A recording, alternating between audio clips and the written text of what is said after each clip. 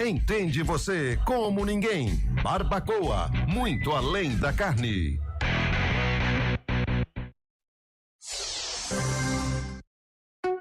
Campinas e suas histórias.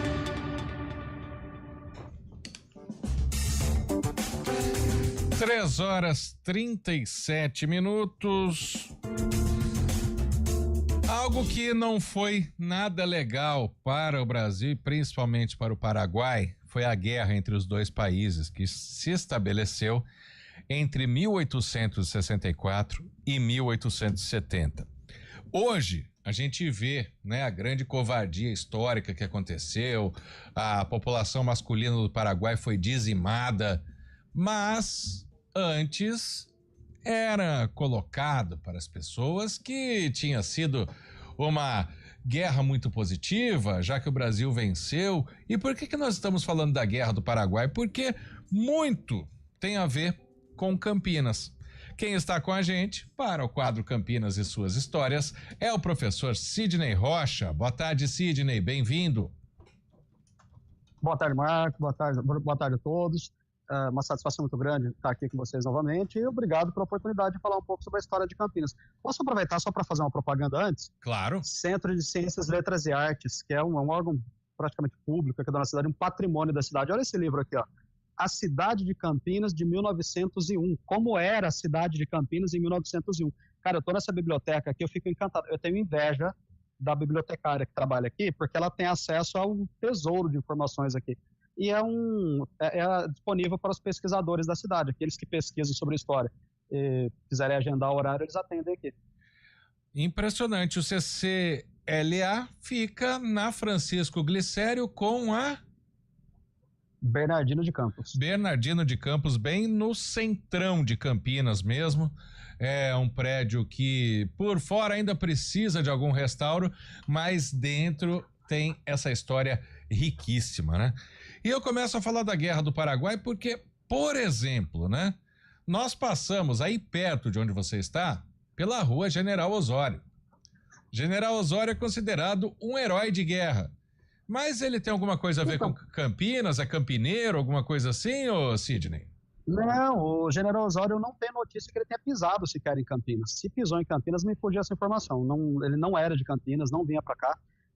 Só que quando os campineiros começaram a voltar da Guerra do Paraguai, a Guerra do Paraguai foi de dezembro de 1864 até 1870, os campineiros começaram a voltar da guerra e começaram a contar as histórias das coisas que eles viveram lá. E os relatos sobre o General Osório é que o cara era um grande general, um cara que você colocava junto com a tropa, não se escondia. Eu não sei se você vai lembrar de uma indústria de material bélico aqui no Brasil, há muito tempo atrás, que fabricava tanques de guerra, vendeu tanque de guerra para o Iraque, para vários países da América do Sul, exportava para o mundo todo. Tinha um tanque de guerra lá, um blindado, que era orgulho aqui do BIB, que agora é BIL, né? Batalhão de Infantaria Blindada. Era orgulho da rapaziada ali, que era um tanque de guerra chamado Osório, que era um tanque de guerra mais poderoso que a gente tinha aqui na época. Não conhecia. O General Osório era isso, o General Osório era um cara, assim, importantíssimo, o cara era um gigante à frente da tropa, e os campineiros voltaram contando essa história. E aí, imediatamente, a edilidade da cidade decidiu dar o nome para a Rua das Casinhas, de Rua General Osório, em homenagem ao general. Só fazendo um parênteses, né? A edilidade são os vereadores da época, né? São os vereadores da época, exatamente. Obrigado. Professor Sidney, boa tarde. Bom, então o General Osório sequer pisou em Campinas, como o senhor disse, né? Mas a gente tem, de fato, campineiros que se destacaram nessa guerra, né? Pelo menos aí 4 nomes mais conhecidos, é isso? Isso, tem um monte de nomes que se perderam aí no meio dessa guerra, um monte de campineiros que foram para lá, que atenderam esse chamado. Foram feitas várias reuniões aqui em Campinas, com a Câmara Municipal, juntando recursos para ajudar a enviar gente para lá, e muitos dos soldados que iam para o Paraguai, eles paravam aqui em Campinas para descansar. Por exemplo, o Visconde de Taunay, que era carioca, ele ia junto com o batalhão de engenharia, eles pararam aqui em Campinas para descansar. Ficaram 66 dias aqui em Campinas, arranchados ali naquela praça 15 de novembro, ali no bairro Cambuí. Lá eles montaram o acampamento, tem uma pedra lá com a inscrição, que aqui ficaram com o Coronel Drago, os soldados que foram para a retirada da laguna lá no Paraguai. e vários nomes de Campinas que participaram. Por exemplo, tem o Domingos da Costa, é um homem que era de Campinas e no meio de uma das mais ferrenhas batalhas, levou um tiro de canhão e lamentavelmente o homem não, é chato falar, mas ele foi decepado com um tiro de canhão, não acharam nem a cabeça para sepultar o corpo. Então, e outra dúvida que o Sidney acabou tirando pra gente aqui, Tayla, não precisa afrancesar, é o Visconde de Taunay, não precisa falar Toné. Então, ninguém conhece como Toné, né? O pessoal me corrige no WhatsApp de vez em quando, aí no Instagram, falando que é Visconde de Toné. Tá bom, mas pra gente aqui é Visconde de Taunay, né? E a Guerra do Paraguai, ela teve esse período, né? Claro que o estado de São Paulo aqui não foi local de batalha, né? Então, tinha o recrutamento aí dos soldados, mas a gente já tinha, por exemplo, o batalhão aqui em Campinas nesse período. Como que era o contexto histórico do final, né, do século XIX? Aqui em Campinas tinha a Guarda Nacional. A Guarda Nacional tinha cavalaria e tinha infantaria. Isso dava mais ou menos uns 500 homens no total. E Campinas também era a sede da Guarda Nacional de Piracicaba. A sede administrativa era aqui, então as decisões eram tomadas por aqui. E daqui recrutava-se esses homens, preferencialmente os da Guarda Nacional, mas, cara, o Brasil perdeu mais de 30 mil soldados lá. Só na Batalha do Tuiuti, em um dia, tombaram 4 mil dos soldados do lado do Brasil. Então foi uma batalha árdua, você vê o tempo que a guerra durou, né? Quase, dependendo do cálculo que se faz, de 5 anos. Então é uma batalha, assim, que a Batalha do Tuiuti, que foi uma das batalhas que o general Osório se destacou, foram 4 mil soldados mortos. Então, nessa época, além daqueles da Guarda Nacional que se voluntariavam, eram os voluntários da pátria, foram para o 7º Batalhão de Voluntários, além desses, os escravizados também eram voluntários. Agora, por que o cara queria sair daqui da escravidão para lutar na guerra, praticamente morrer lá?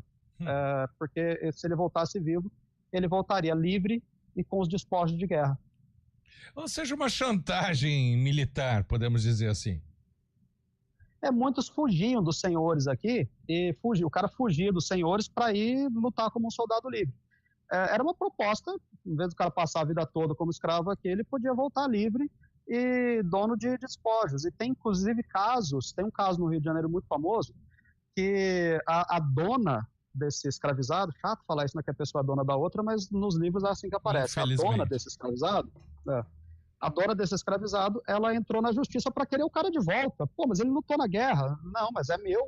Voltou aqui, eu quero de volta. E acabou não conseguindo ganhá-lo de volta na justiça. Você sabe que isso é uma das razões pelas quais o Exército Brasileiro lutou a favor da abolição da escravidão, né? O Exército Brasileiro foi favorável à abolição, também em reconhecimento a esses soldados negros que sangraram junto com eles lá nas batalhas no Paraguai. Professor, e aqueles combatentes que voltavam, né, da guerra, claro que traziam aí relatos, né, do fronte, a gente tem registros oficiais desses relatos, do que era comentado na época também pela população, né, trazendo em conta esses relatos, né, dos combatentes que voltavam da Guerra do Paraguai? Tem muitos relatos, muitos relatos orais, assim, muita oralidade em relação ao que aconteceu. E quando o soldado volta contando, nem sempre o que a pessoa conta é aquilo que está nos documentos. Então, por exemplo, tem uma história muito emocionante e ao mesmo tempo muito triste de 2 irmãos. Era o Pedro Carlos e o Francisco Carlos de Camargo. Os 2 da família Camargo, e esses nomes eles se entrelaçam. A gente acha muitos nomes parecidos ao longo da história, porque tinha muito casamento dentro das famílias. Essa família é rica. Não vou casar com alguém de fora, porque eu vou ter que dividir o dinheiro lá. Então, casa com alguém de dentro da família mesmo, com um sobrinho, com um primo, porque aí o dinheiro vai ficando na própria família. Então, tem muita gente com sobrenome parecido. Esses 2 irmãos, a história deles é assim, eles foram, um foi para a infantaria, o outro foi para a cavalaria, um tornou-se major, o outro tornou-se capitão. Major superior ao capitão. E cada um numa batalha diferente, cada um num lado diferente, em determinada ocasião, os 2 se encontraram, mas não se reconheceram imediatamente. A guerra quase que desfigura a pessoa, né? Cansados das batalhas, o capitão chegou conversando com o major como se fosse um grande amigo, o major passa a mão na espada, quem você pensa que é, capitão, para falar assim comigo? E aí eles se reconhecem e se lembram que são irmãos, se reconhecem, se abraçam, passam a noite inteira conversando, o capitão e o major abraçados ali e retomando histórias da vida a noite inteirinha conversando. Quando amanhece o dia, dá o toque de ordem, cada um precisa voltar para sua unidade, recomeçar a guerra, e os dois nunca mais se viram. Cada história, hein? Esse aí era o famoso faça amor, não faça guerra.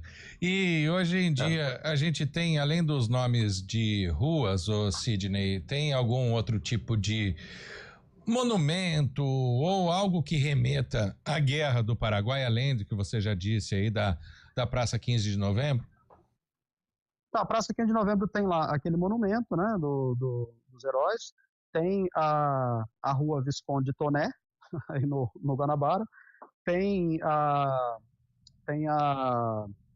Rua Uruguaiana, que também é referente a uma grande batalha que aconteceu lá em Uruguaiana, tem a Rua General Osório, a Rua Andrade Neves, o General Andrade Neves foi um também que morreu, coitado, do Andrade Neves, ele quando faleceu foi um grande herói também da artilharia, e ele morreu gritando, variando, dizendo, companheiros, coloquem mais uma carga, lancem mais uma carga, companheiros, armem os canhões. Ele faleceu aos gritos, assim, porque ele viveu a vida inteirinha, desde os 14, 15 anos de idade, nas Forças Armadas, lutou em várias batalhas e faleceu na Guerra do Paraguai com um tiro no pé.